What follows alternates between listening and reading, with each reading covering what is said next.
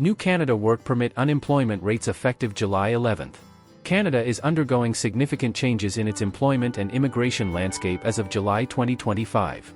With unemployment rates dropping, new job opportunities emerging, and digital tools like GeoMatch enhancing express entry, the country is redefining its approach to labor and immigration. This video reflects a dynamic response to shifting economic conditions. If you are interested in this topic, please pay attention and watch the video through to the end to get all the information.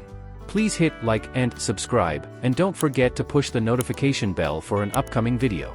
So, without any further delay, let's jump into the video. On July 11, 2025, Canada's federal government released its latest quarterly update to unemployment rates for census metropolitan areas, reshaping the temporary foreign worker program. Effective from July 11 to October 9, 2025, low-wage labor market impact assessments will not be processed in 20 CMAs where unemployment rates are 6% or higher. This will be impacting thousands of employers and foreign workers.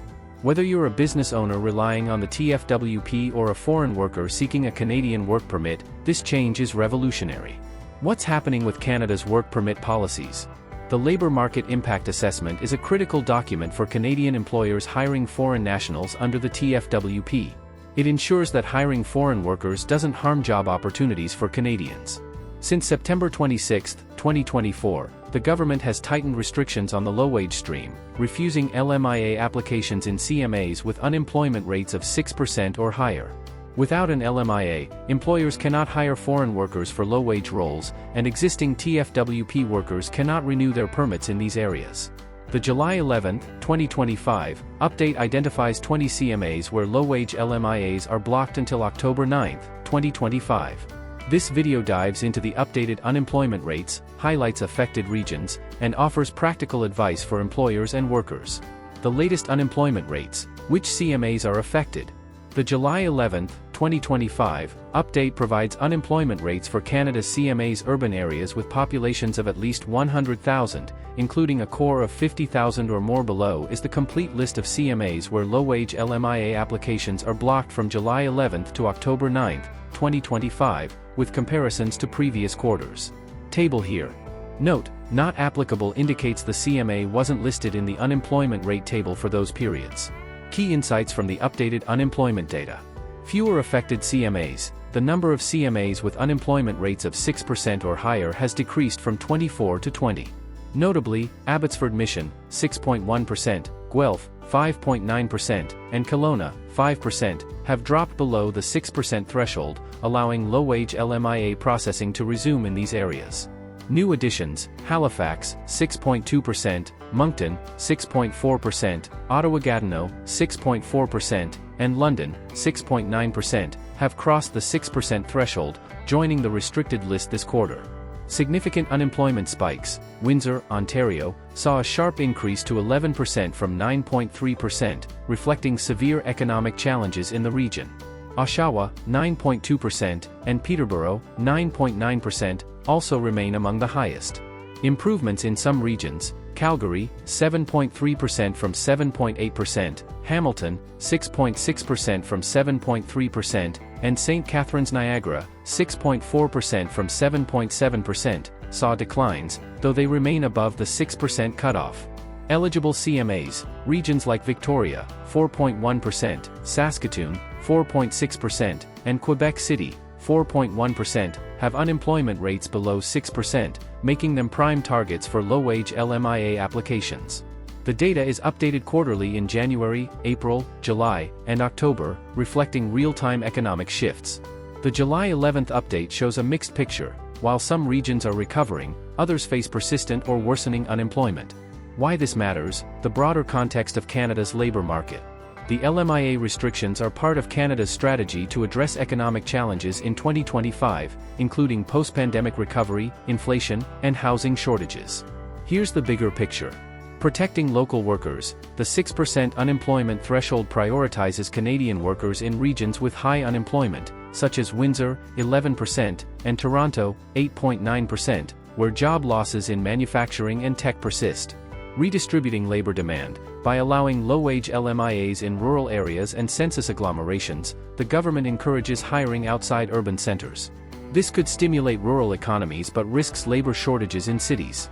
Economic pressures, inflation and housing shortages are straining urban areas, where high unemployment exacerbates social challenges.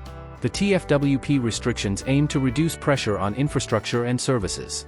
Immigration reforms. The 2025 to 2027 Immigration Levels Plan, announced October 24, 2024, caps TFWP work permits at 82,000 annually and aims to reduce temporary residents from 7% to 5% of Canada's population by 2026.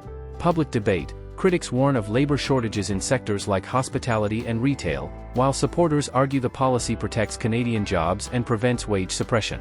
Implications for employers. Navigating the new rules. The July 11th update poses challenges for employers in the 20 affected CMAs, where low-wage LMIA applications are blocked. Here's what businesses need to know. Challenges for employers. Hiring restrictions. In CMAs like Windsor, 11%, Toronto, 8.9%, and Edmonton, 7.6%, low-wage LMIA applications are refused, forcing reliance on local talent. Permit expiry issues. TFWP workers in affected CMAs cannot renew low-wage permits, risking workforce disruptions. Increased costs. Raising wages to meet the high-wage stream threshold, 20% above the provincial median since November 8, 2024, increases labor costs.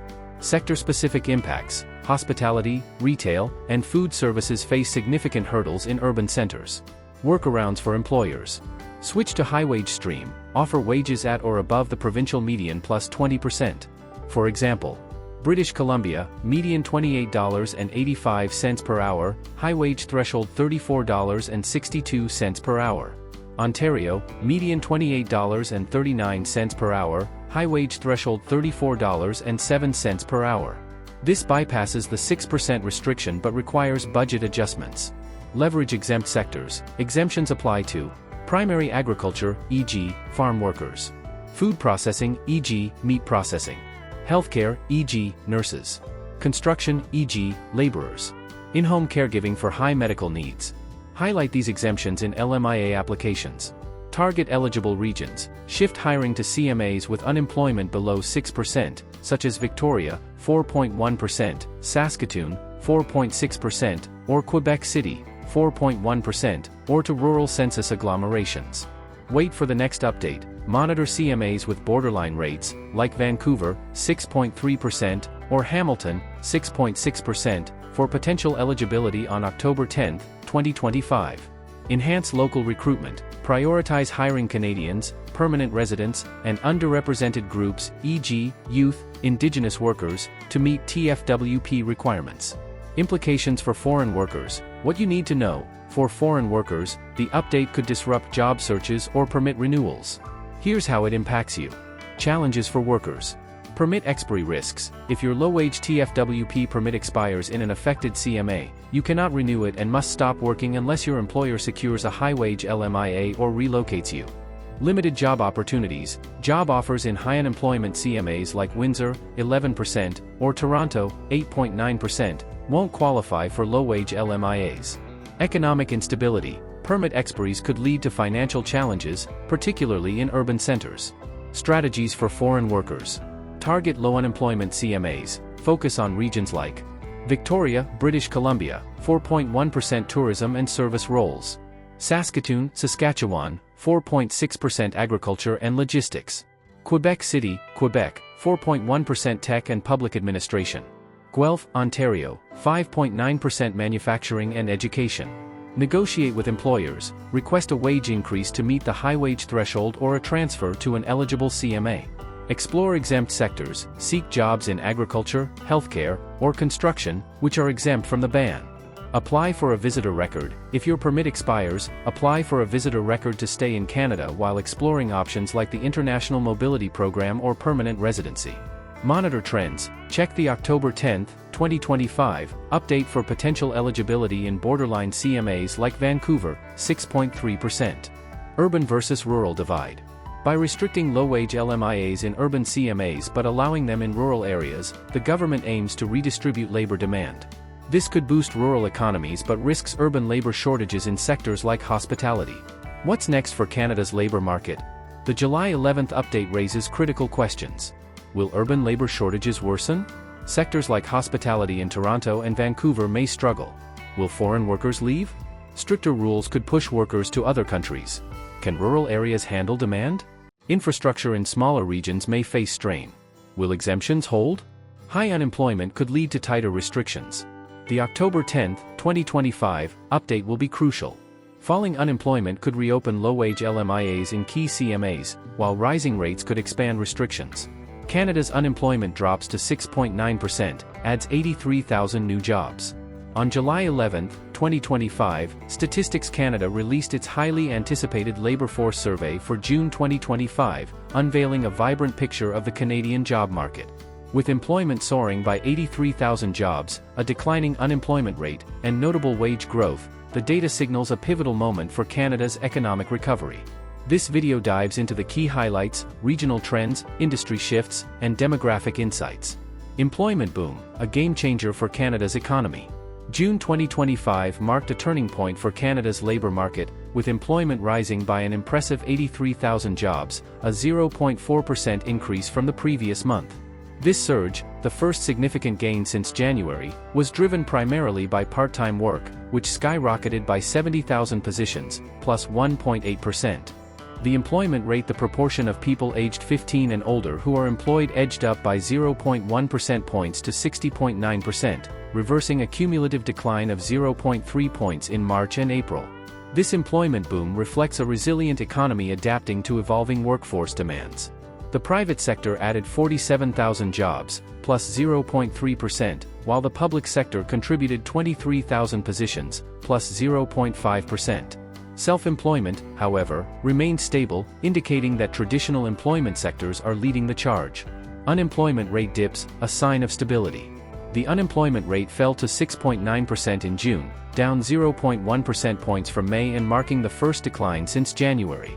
This drop follows a 3-month upward trend that saw the rate peak at 7%, the highest since September 2016, excluding the COVID-19 pandemic years. The decline signals growing confidence in the job market, with fewer Canadians actively seeking work.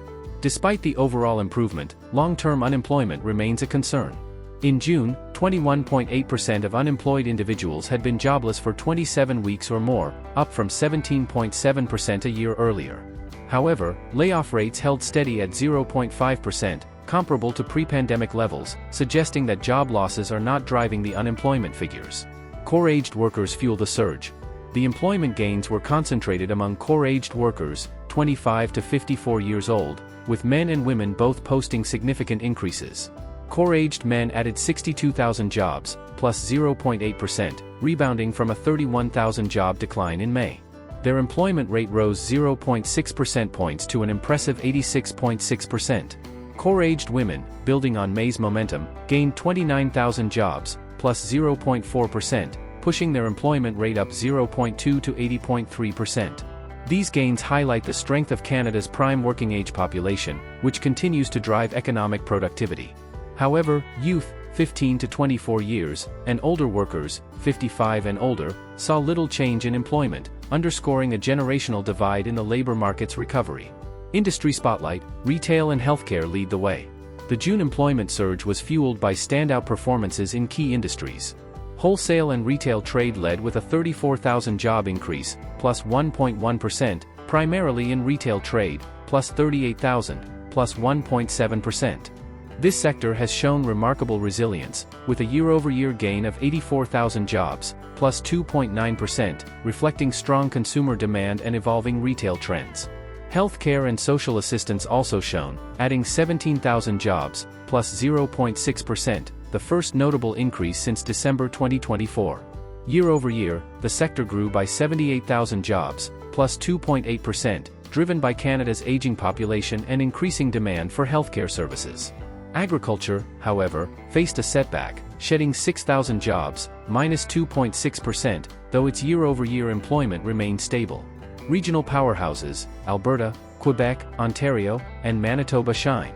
The employment gains were not evenly distributed across Canada, with certain provinces emerging as economic powerhouses. Alberta led the pack, adding 30,000 jobs, plus 1.2%, primarily in full-time positions.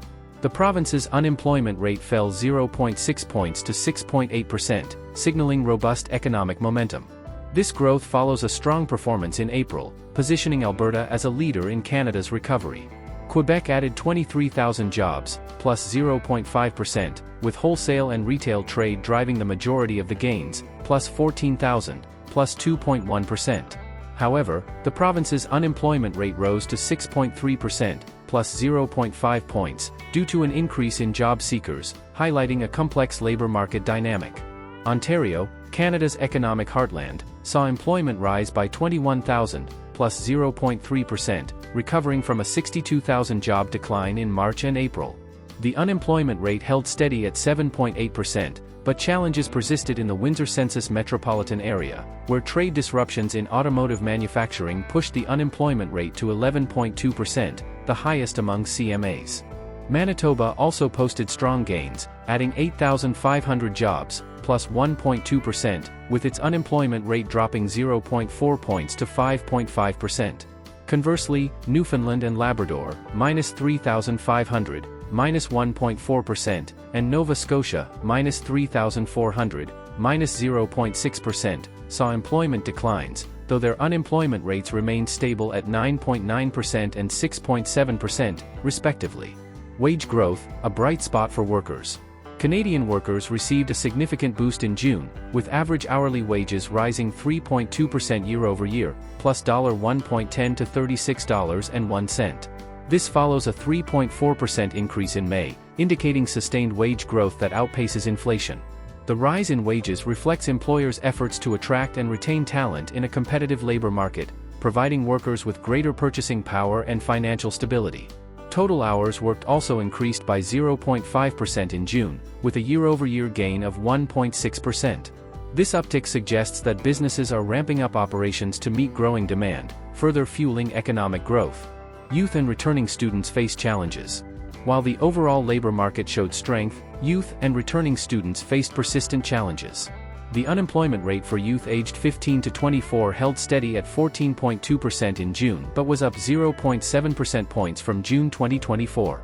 This rate remains significantly higher than the pre-pandemic average of 10.8%, 2017 to 2019, reflecting a tough job market for younger workers.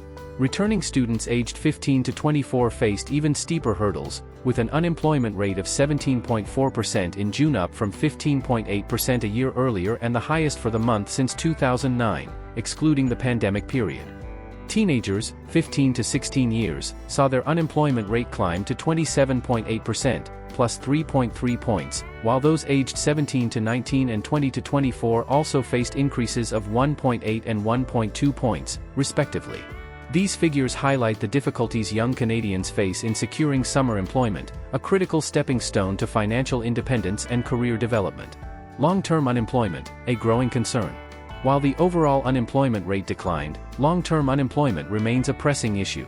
The number of unemployed individuals rose by 128,000, plus 9.0% year-over-year, reaching 1.6 million in June.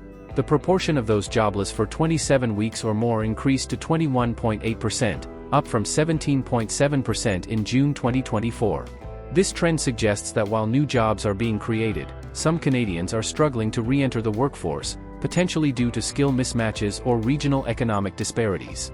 Sectoral and demographic insights. The June data reveals nuanced trends across demographics and industries. Core-aged women saw their unemployment rate drop to 5.4%, minus 0.3 points, while core-aged men's rate held steady at 6.1%. Older workers, 55 and older, maintained an unemployment rate of 5.4%, with a slight year-over-year increase, plus 0.3 points. Industries such as wholesale and retail trade and healthcare and social assistance are proving to be economic engines, while agriculture's decline underscores the challenges faced by rural economies. The stability in self-employment suggests that entrepreneurial activity has yet to rebound significantly, possibly due to economic uncertainties or shifting workforce preferences. Why this matters now. Canada's labor market surge in June 2025 is more than just numbers, it's a story of resilience, opportunity, and transformation. As the nation navigates global economic uncertainties, these gains highlight the strength of its workforce and the potential for sustained growth. Whether you're a job seeker, employer, or policymaker, this report offers critical insights into the trends shaping Canada's future. New Canada GeoMatch tool for express entry. Canada's immigration system is embracing innovation with the pilot testing of the GeoMatch algorithm, a collaborative project between Immigration, Refugees, and Citizenship Canada and Stanford University. GeoMatch creates individualized suggestions on places in Canada where immigrants could have the best economic results by combining an income prediction model, regional features, users' location, and other preferences.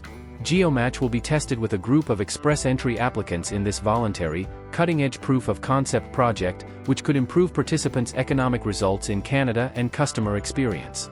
This cutting-edge tool could redefine economic integration for newcomers, addressing long-standing challenges in Canada's immigration framework. What is the GeoMatch algorithm? GeoMatch is an advanced algorithmic tool designed to recommend optimal settlement locations for immigrants based on their professional skills, education, language proficiency, and other relevant factors.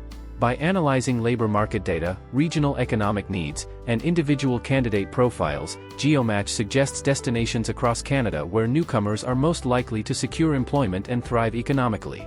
The algorithm prioritizes factors such as job availability, wage levels, and community support systems to ensure a successful transition. Developed in partnership with Stanford University's Immigration Policy Lab, GeoMatch leverages machine learning to process vast datasets, offering personalized recommendations that go beyond traditional immigration streams. While still in its pilot phase, the tool is being tested within the Express Entry System, Canada's flagship program for skilled economic immigrants. Why GeoMatch matters? Canada's immigration system has long grappled with the challenge of ensuring newcomers settle in regions where their skills are in demand. Historically, many immigrants gravitate toward urban hubs like Toronto, Vancouver, and Montreal, leading to overcrowding, housing pressures, and underemployment in certain professions.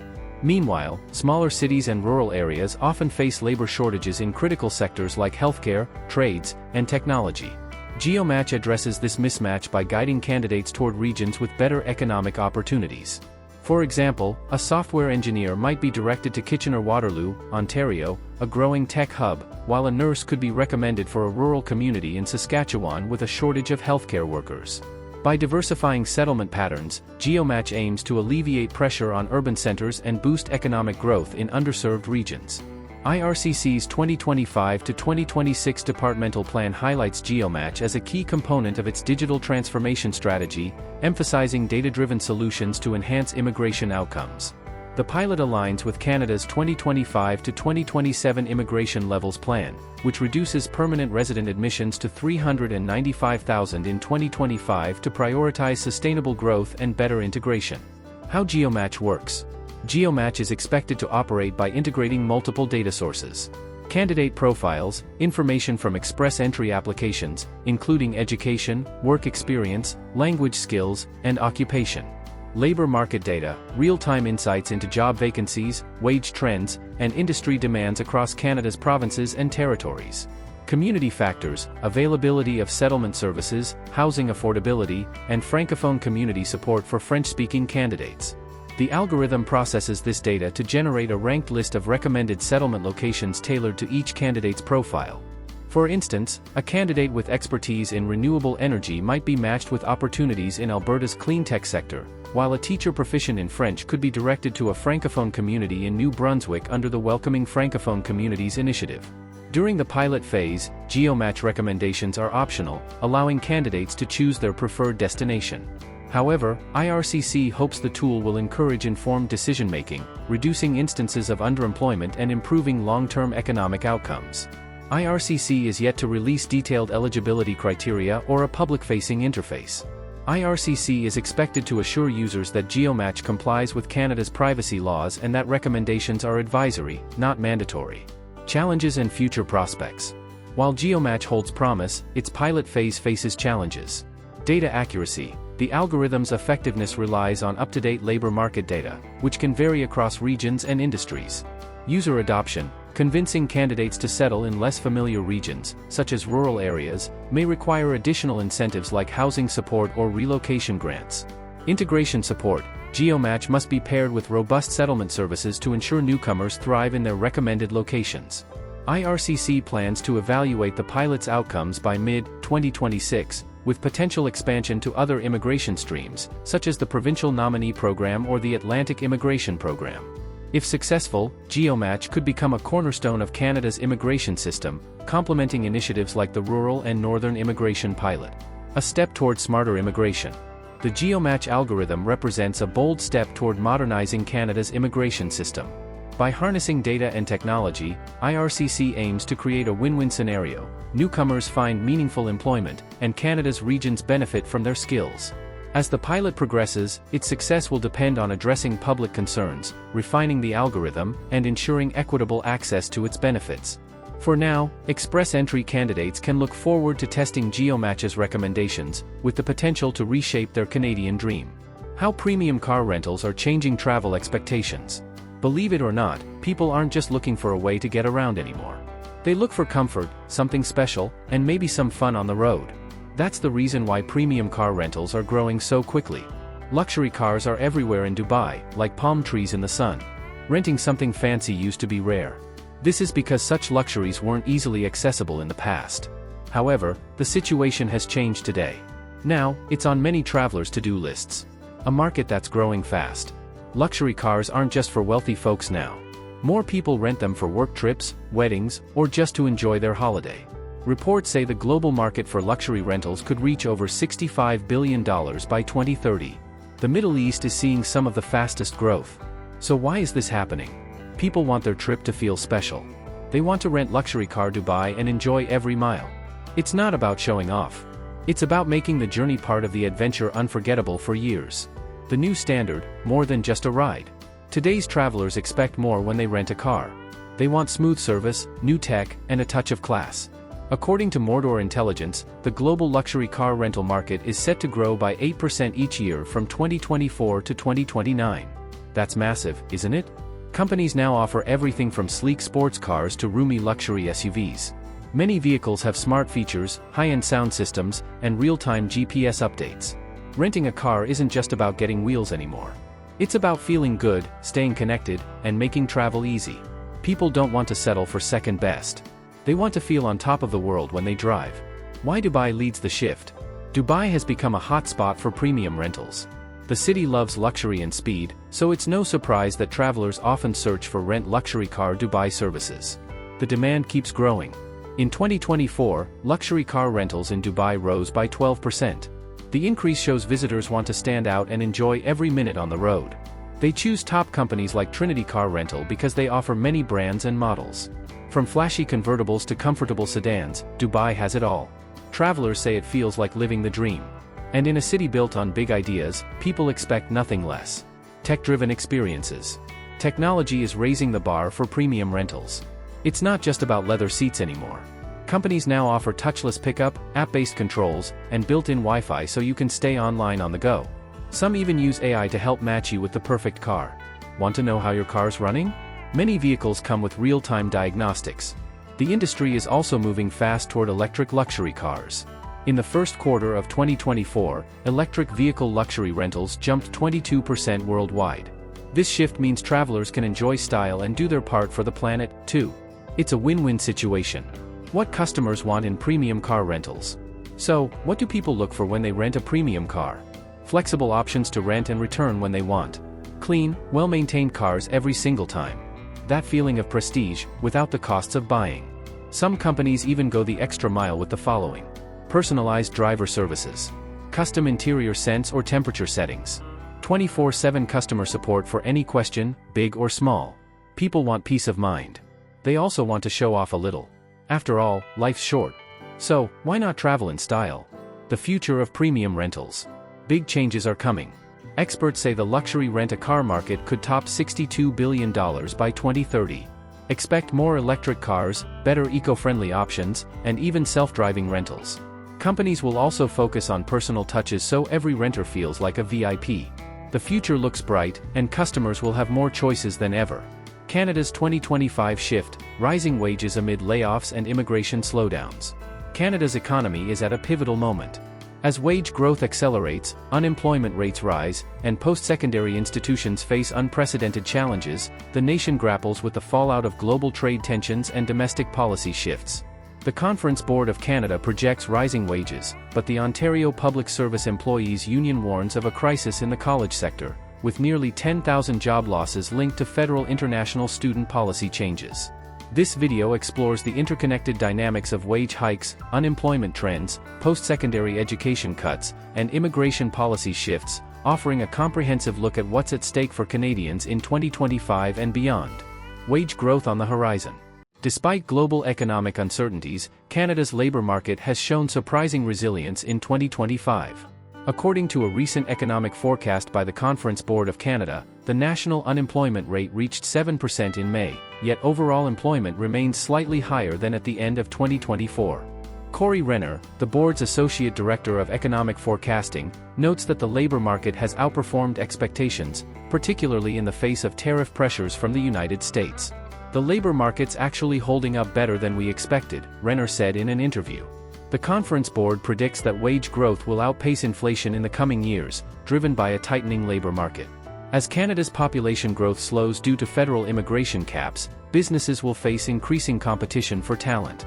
This shift is expected to push the unemployment rate down to 6.2% in 2026 and 5.8% in 2027, giving workers more bargaining power. Average hourly wages rose 3.4% year-over-year in May 2025, a trend that's likely to accelerate as employers vie for a shrinking pool of workers. Trade war impacts and economic outlook.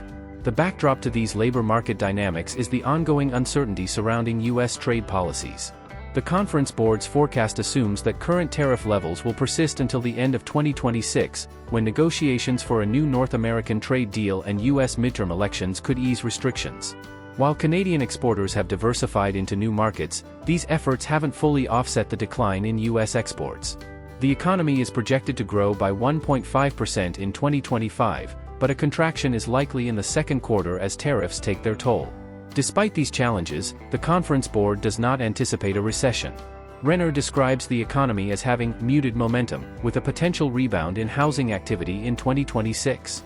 However, immigration slowdowns may dampen housing demand, complicating the recovery. The Bank of Canada's decision to maintain its benchmark interest rate at 2.75% reflects caution, as inflation held steady at 1.7% in May. Economists expect a single quarter-point rate cut in the second half of 2025, but persistent inflationary pressures may limit further reductions. The post-secondary crisis, layoffs and program cuts. While workers may see wage gains in the coming years, Ontario's post-secondary sector is facing a dire situation. The Ontario Public Service Employees Union reports that nearly 10,000 college faculty and staff have been laid off or are projected to lose their jobs due to a funding crisis exacerbated by federal caps on international students. This figure, described by OPSEU President J.P. Hornick as one of the largest mass layoffs in Ontario's history, surpasses the 8,000 job losses during the Hudson's Bay liquidation. The crisis stems from a 48% drop in first-semester international student enrollment from September 2023 to September 2024, leading to the cancellation or suspension of over 600 college programs across 23 of Ontario's 24 publicly funded colleges. These cuts affect not only programs popular with international students but also critical domestic offerings like nursing, child and youth care, environmental technologies, and specialized art training. For example, the Culinary Management Program in Thunder Bay, the only one of its kind within 1,000 kilometers, has been suspended, threatening food security in northern communities. The role of international student policy changes. The federal government's decision to cap international student visas has had a profound impact on Ontario's colleges, which rely heavily on international tuition fees to balance their budgets. The arbitrated faculty contract between OPSEU and the College Employer Council highlights a dramatic decline in enrollment and tuition revenue, forcing colleges to make tough decisions. Centennial College, for instance, faces closure of its Story Arts Centre campus in Toronto, with 54 programs suspended in 2025, though the college disputes OPSEU's claim of over 100 suspensions. OPSEU argues that the Ontario government and colleges have been opaque about the scale of the crisis, with Hornick stating that union workers fought tooth and nail to uncover the full extent of the layoffs and program cuts. The union emphasizes the broader societal impact, noting that 1.5 million Ontarians, nearly 1 in 10, have been affected by campus closures in their communities. These closures undermine the accessibility of job training programs critical for adapting to economic shifts, particularly in the context of trade wars restructuring Canada's economy. Government and college responses. The Ontario government and the College Employer Council have pushed back against OPSEU's claims. Bianca Giacoboni, a spokesperson for Colleges and Universities Minister Nolan Quinn, called the union's accusations baseless and categorically false, pointing to over $2 billion in new funding for the post-secondary sector in the past 14 months, in addition to the $5 billion allocated annually. A college funding model review is set to begin this summer to address long-term sustainability. The College Employer Council, represented by CEO Graham Lloyd, acknowledges the severity of the situation but disputes the narrative of secrecy. Lloyd notes that colleges have been transparent with union committees about layoffs, suspensions, and voluntary retirement packages. He frames the 10,000 job losses as a 17% reduction in a workforce of over 60,000, arguing that this is proportionate given the 45% drop in student enrollment. However, the scale of the cuts remains a point of contention, with OPSEU warning of generational impacts on Ontario's education system and workforce. Workers gain on wages, but educators faces cuts. The contrasting trends of rising wages and post-secondary layoffs highlight a complex economic landscape. On one hand, the Conference Board's forecast suggests a shift toward a worker-friendly labor market, where businesses will compete for talent, driving wages higher. On the other hand, the cuts to Ontario's college sector threaten to undermine the training and education needed to prepare workers for emerging opportunities. Programs like nursing and environmental technologies are critical for addressing Canada's healthcare and sustainability needs, yet their suspension could leave gaps in the workforce. The federal government's immigration policies, intended to manage population growth and housing pressures, have inadvertently exacerbated the college funding crisis.